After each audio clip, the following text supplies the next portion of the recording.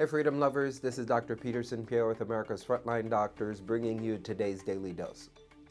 Several parents representing 9 families have joined a lawsuit filed by the city of Huntington Beach against California state officials over a new law that bans parental notification policies, effectively prohibiting school staff from revealing social gender transitions of students to their parents without the child's consent. Of course, to no surprise, California is the only state to enact such a law. As I've reported many times in the past, California has an ongoing war on children, and this is yet another chapter.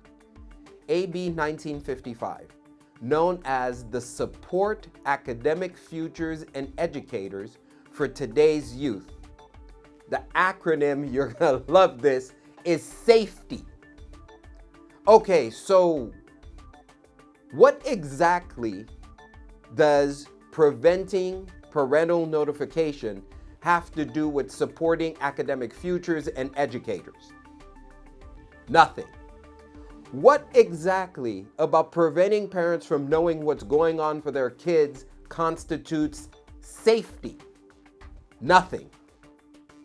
But they like these play on words to try to deceive you into thinking they're doing something actually beneficial for children. It is set to take effect January 1st of next year, and it bans, quote, parental notification policies, which have been enacted by more than a dozen California school districts.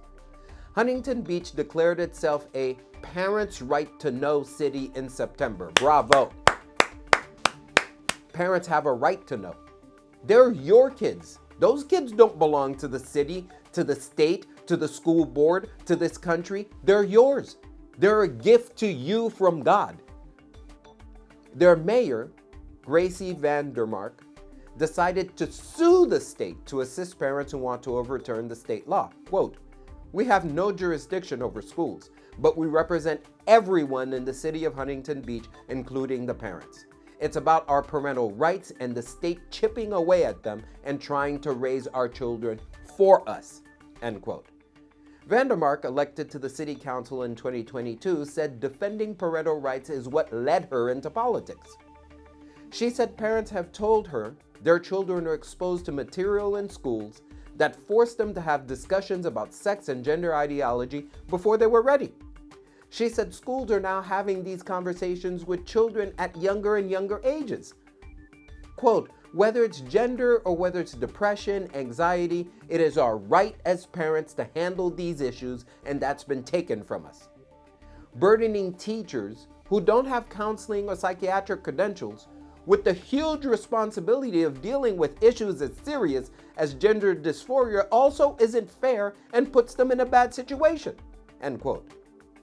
The legal complaint states that according to the American Psychiatric Association's Diagnostic and Statistical Manual of Mental Disorders, 5th edition, which is the standard, gender dysphoria is a mental health disorder, and as such, parents should be notified. The new state law sets no age limit on banning parental notification. So, quote, "Schools cannot notify parents even if preschoolers socially transition," end quote. A preschooler has a hard time picking what snack they want to eat, and you want to allow them to make a permanent, lifelong decision. What part of this makes any kind of sense? The law also prevents schools from disciplining staff who initiate or facilitate social gender transitioning, quote, "which courts have recognized is a type of medical intervention or treatment," end quote, the lawsuit argues. Quote, "A child with gender dysphoria often has other mental health issues. To help their child, parents need to know what's going on. Imagine the outrage if parents were kept in the dark about a child's seizures at school and the treatment being provided that child by school employees for that condition," end quote. This is preposterous. Why are parents not more enraged by this? My kids are grown. That's not going to affect my kids. But anything that abuses children just gets my blood boiling. Something must be done to stop this evil. Yes, I said it. This is straight evil, and it must be stopped. And it's up to us to shut it down. Ladies and gentlemen, only the truth will set you free. Stay tuned for the next Daily Dose.